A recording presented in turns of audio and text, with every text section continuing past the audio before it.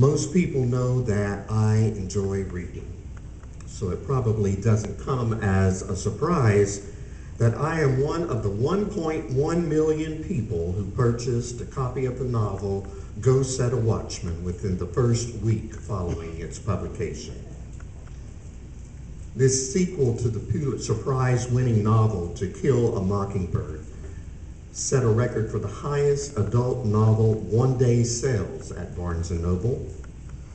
Amazon says that it was their most pre-ordered book since Harry Potter and the Deathly Hallows in 2007, and stores arranged all-night openings from midnight to cope with the expected demand.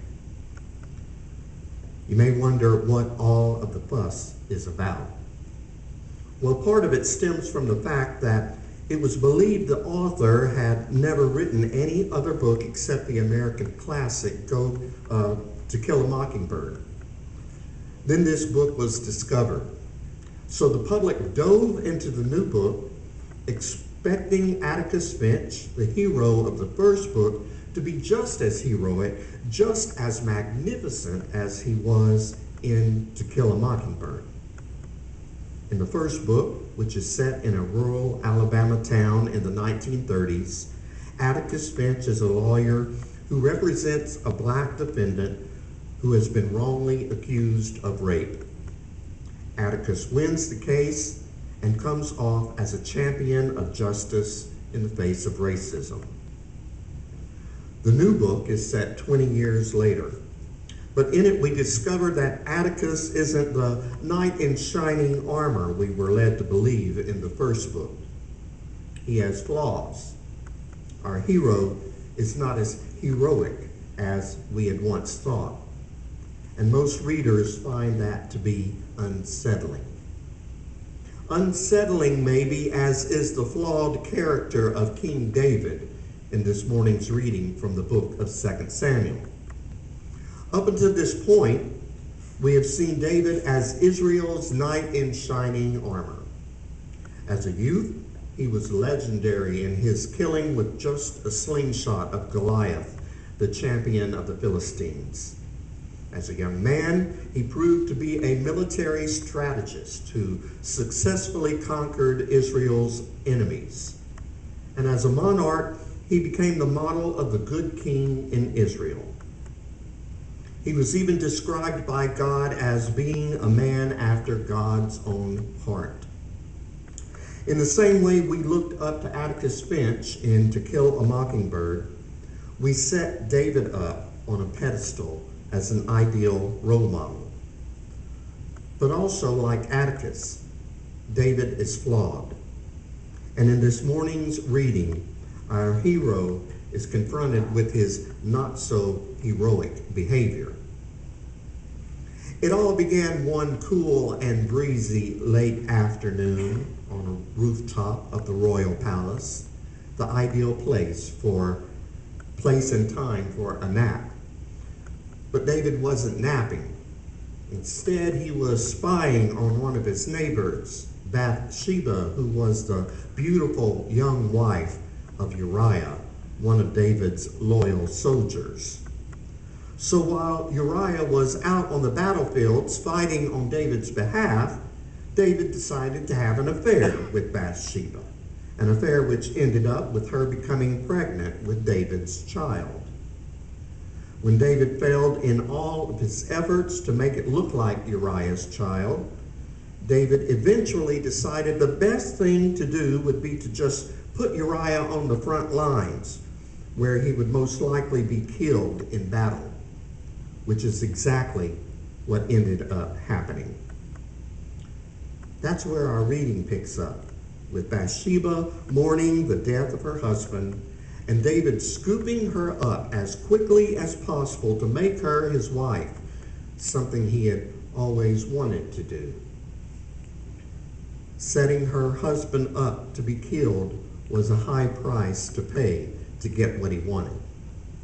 But David was king, and what the king wanted, the king got. At this point, you and I might not be thinking so highly of our hero, and neither was God. who sent Nathan, the prophet, to place a mirror in front of David's face to show David his flaws. Being a prophet is risky business. Most prophets pay for their words with their lives. And so Nathan, knowing that David wasn't at all bashful about eliminating people who stood in his way, decided that a direct confrontation might not be the best policy. So he put it in the form of a parable. He told a story of a rich man who had many sheep and a poor man who had only one. Unsatisfied with having many sheep, the rich man stole the poor man's one and only sheep to use for his purposes. Well, David, unaware that Nathan was telling a parable, declared that the rich man ought to be put to death for such a selfish and greedy deed. And that's when Nathan dropped the bomb. Nathan told David, "You are the man. You are the rich man with many wives who has stolen a poor man's one and only wife. Look into the mirror, David, and what do you see? You're not quite the hero that people have led you to believe." You see, in real life, no one is all good or all bad. Like Atticus Finch and like King David, each of us are a complex mixture of good qualities and not so good qualities. We are all flawed. But to hear the religious right speak, the sole reason for the impending moral collapse of the United States is due to its approval of marriage equality and the equal rights of the LGBT community. There are no gray areas here for them.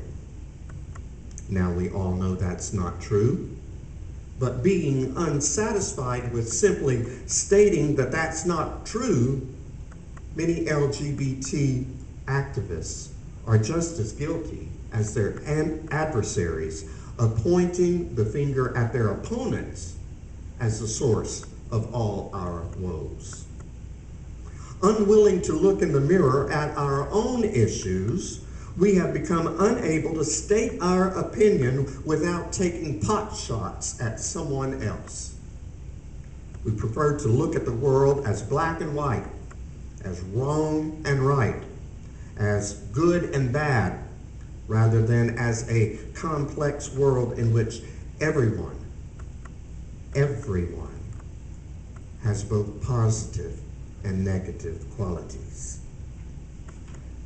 Like King David, we want to point our finger at the other person, declare them to be the enemy, and spend all our energy in eliminating the enemy rather than looking into the mirror at our own flaws. As it turns out, David didn't kill Nathan. He was courageous enough to look into the mirror and acknowledge his transgression, admitting to Nathan later on, "I have sinned against God." Our first reading, the 51st Psalm, which you may have noticed sounded a little bit morbid. It began with the words, "Have mercy on me, O God, according to your steadfast love. According to your abundant mercy, blot out my transgressions." This psalm is believed to be a result of the remorse David felt for his adulterous affair with Bathsheba and his putting to death her husband. And that, my friends, brings me to the point I want to make this morning. Are we gays, lesbians, and bisexuals courageous enough to stop pointing our fingers at others who we have declared to be homophobic and instead take the time to look into the mirror at our own internalized self-hatred? Do we memorialize our trans siblings who have been killed through acts of violence while refusing to take the time to advocate on their behalf? Are we white folks brave enough to look at ourselves and admit that we are racist? And if we aren't racist, then why aren't we involved in the local community race relations coalition? Can we just stop long enough from pointing our finger at the people sitting on the other side of the table and take a look at ourselves? Are we brave enough to admit that we aren't as flawless as we would like to imagine ourselves? And after we admit it, are we willing to commit ourselves to making the changes in our own lives that need to take place? Albert Einstein said, "The world as we have created it is a process of our thinking. It cannot be changed without changing our thinking." I believe that sometimes our activism, our tireless efforts to make the world a better place is nothing more than a way to avoid looking at our own lives. You may have heard the verse in which Jesus says, "Why do you see the speck in your neighbor's eye but do not notice the log in your own eye?" I think the translation by Eugene Peterson offers a fresh perspective. Listen to this paraphrase. It's easy to see a smudge on your neighbor's face and be oblivious to the ugly sneer on your own. Do you have the nerve to say, "Let me wash your face for you," when your own face is distorted by contempt? It's this whole traveling roadshow mentality all over again, playing a holier-than-thou part instead of just living your part. Wipe that ugly sneer off your own face, and you might be fit to offer a washcloth to your neighbor. I believe we are called to speak the truth, but speak the truth without trashing our adversaries. Maybe the time has come for us to not spend so much of our energy worrying about the smudges on other people's faces, and instead take the washcloth to our own. Because we all have our flaws, you know. The question is, are we willing to do something about them? Or will we simply turn away from the mirror and continue with our business of finding flaws in other people?